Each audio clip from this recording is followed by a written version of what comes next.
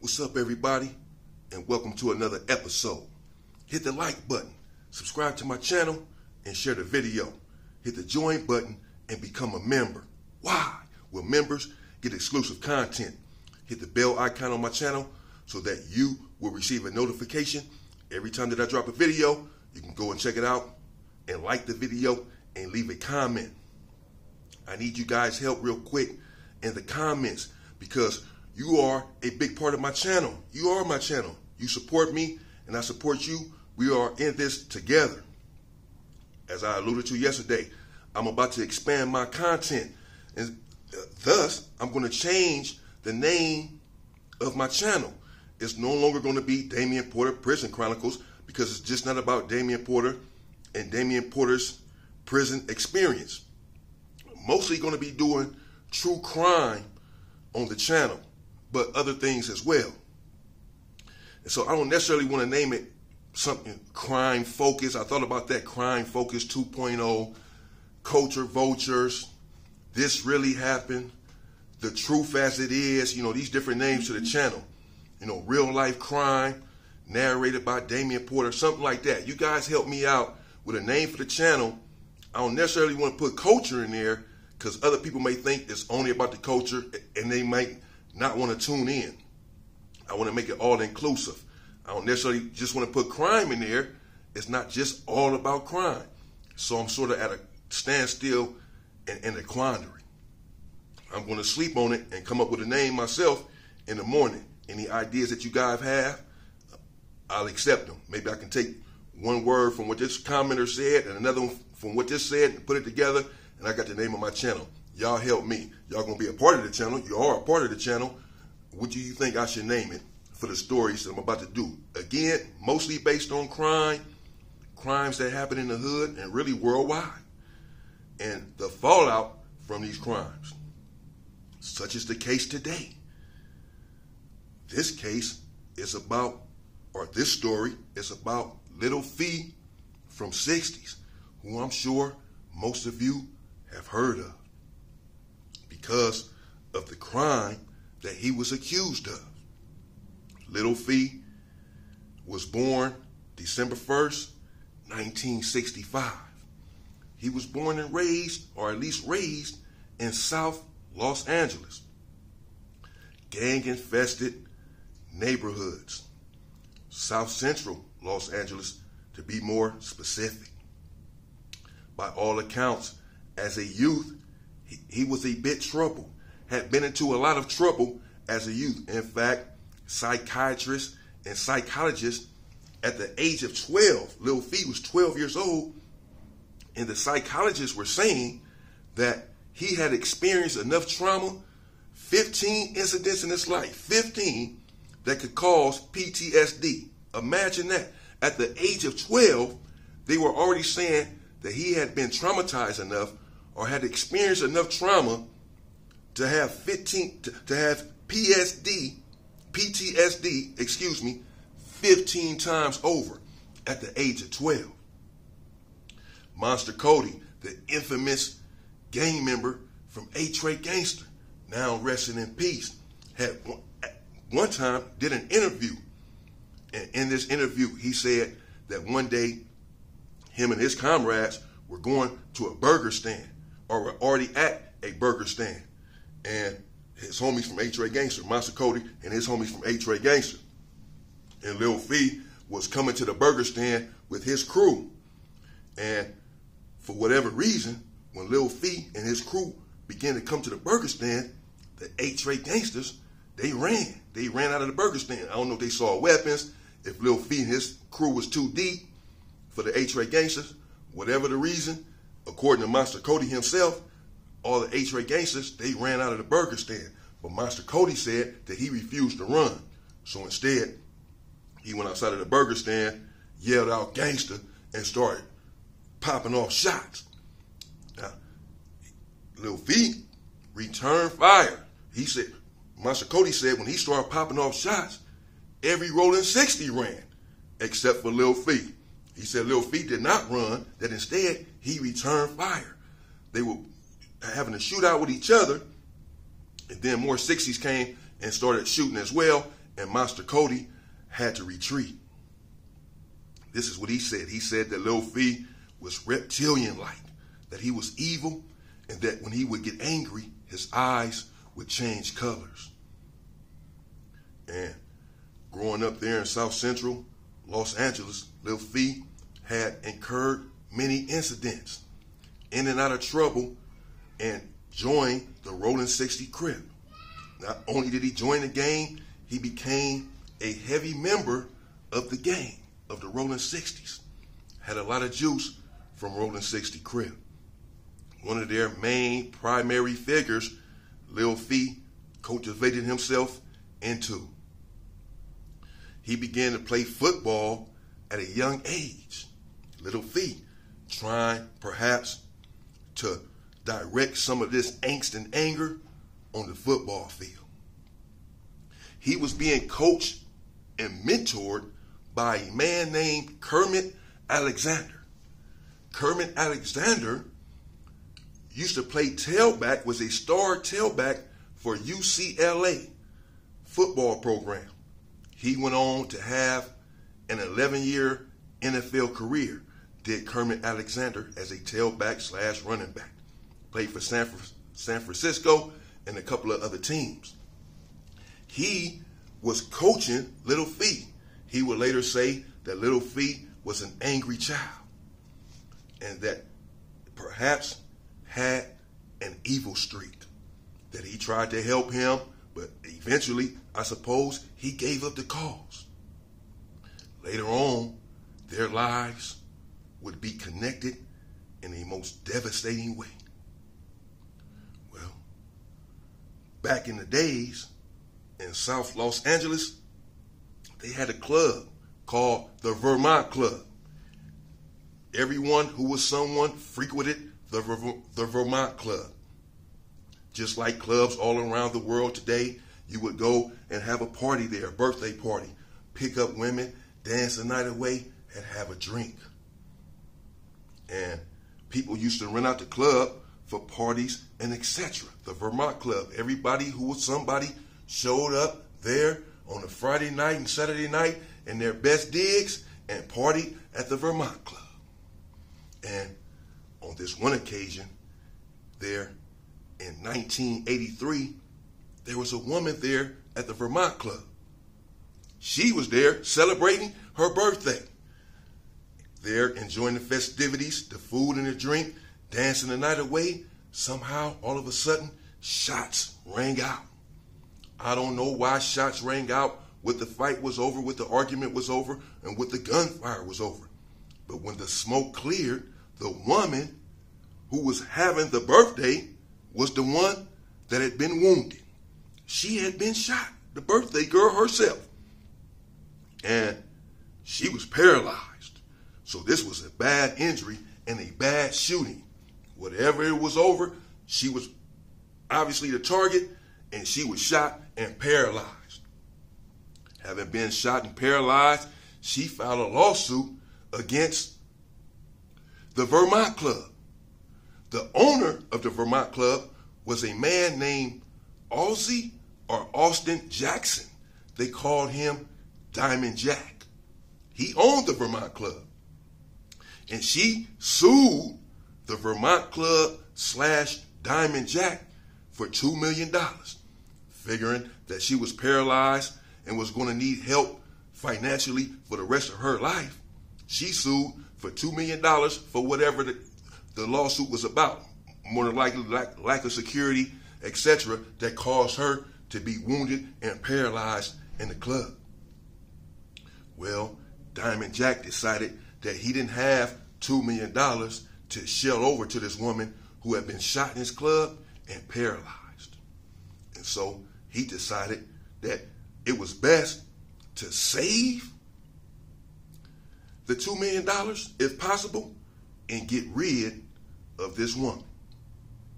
And so he put out a hit on the woman who had filed the lawsuit, did the owner, Diamond Jack. He solicited the help of Darren Williams. Darren Williams decided that he would take on the job. Diamond Jack offered $60,000 to anyone who can bring him the head of the woman who was filing this lawsuit. Not just anyone, but you, Darren Williams, according to accounts, according to the police reports, and according to what came out in court later.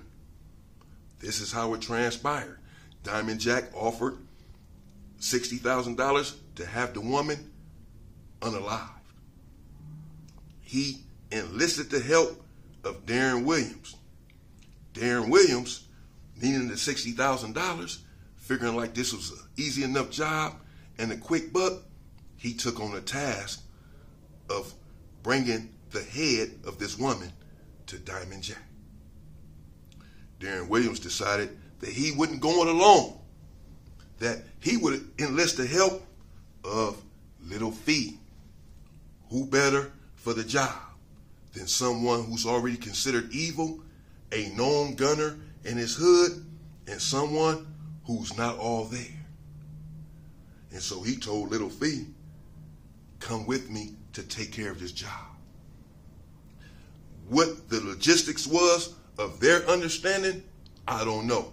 Whether he told Little Fee the job was for $60,000 and I'll give you $30,000. If he told Little Fee I'll give you $10,000, $15,000, $20,000. If he didn't tell Little Fee that there was money involved at all.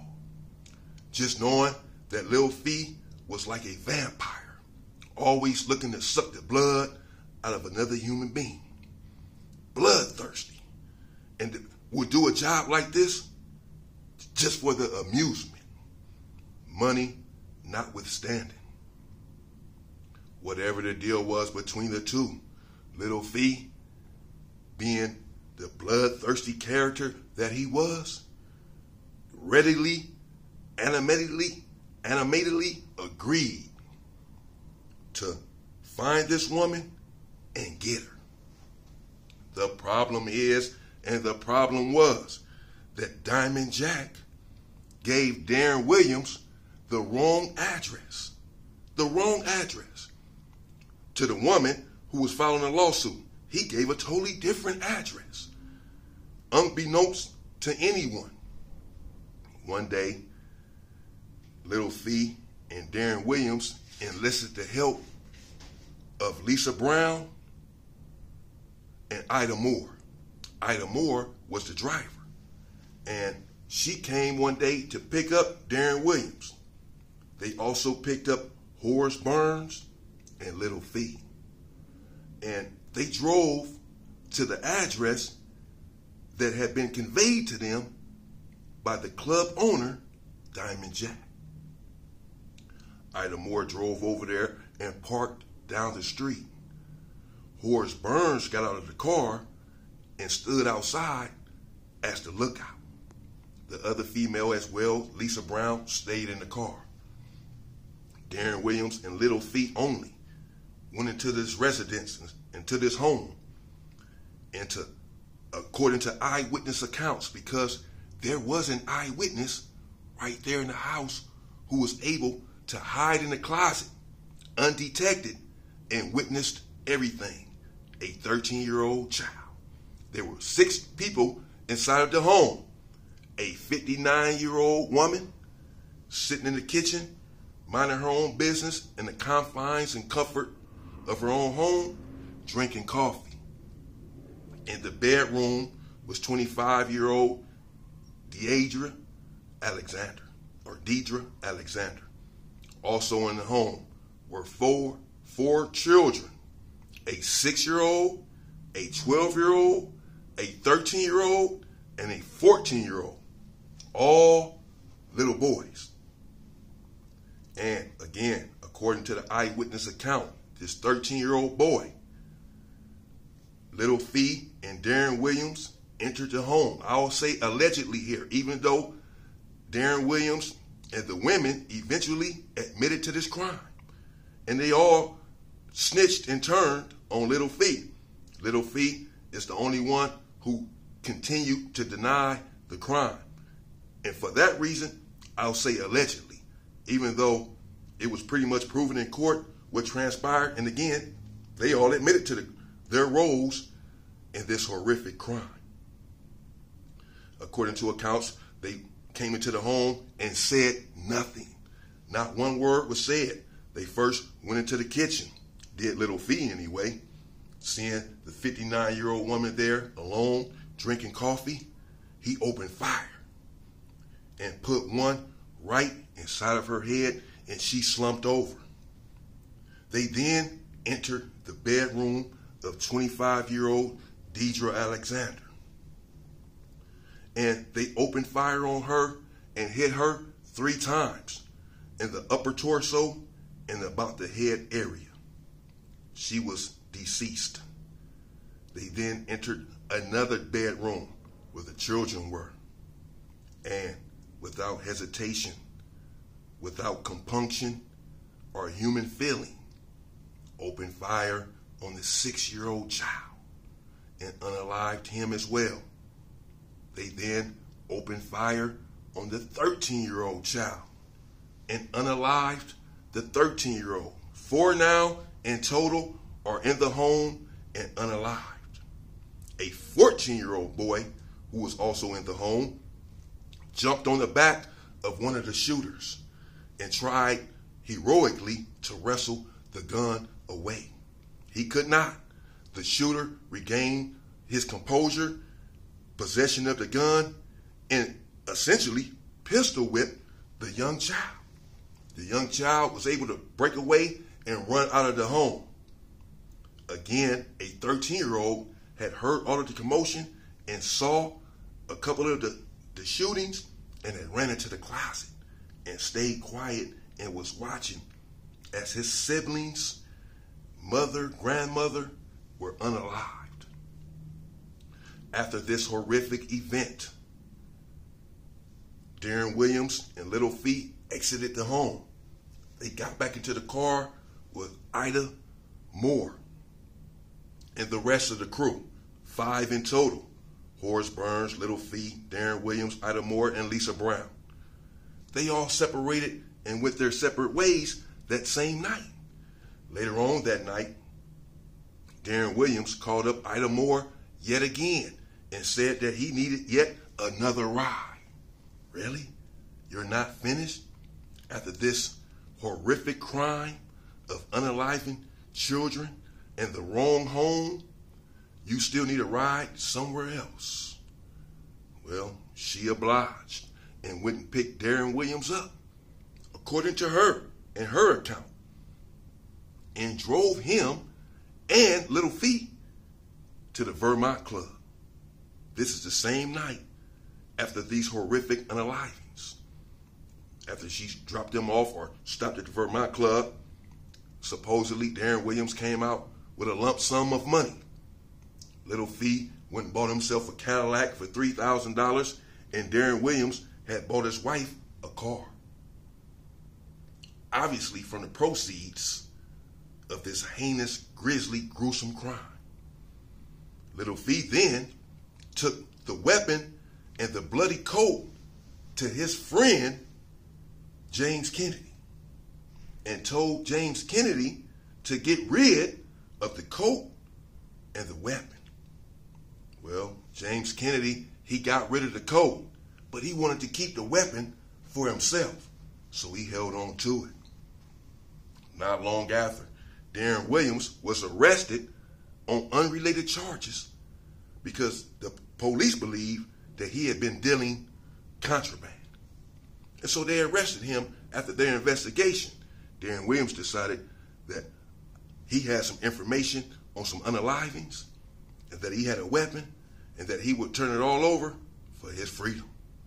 And so he turned Little Fee in and said that Little Fee had came and given him a bloody jacket and this here weapon.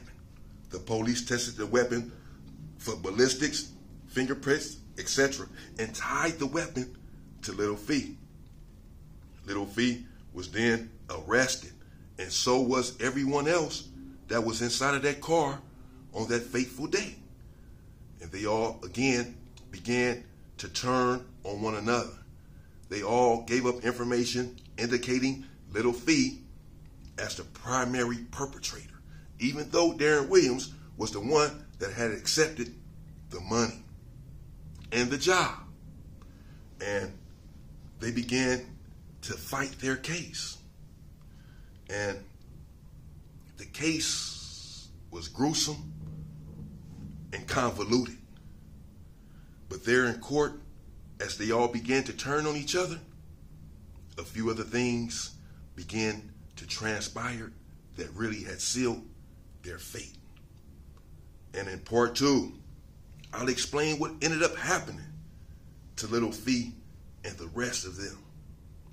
And the story only gets wilder because Little Fee, well, he wasn't finished with his thirst for violence. He continued this for years upon years until one fateful happening. And I'll bring you that. And you guys let me know, again, in the comments, what the new name of my channel should be with these such stories about Little Fee and perhaps the freaky P. Diddy. Stay free, people!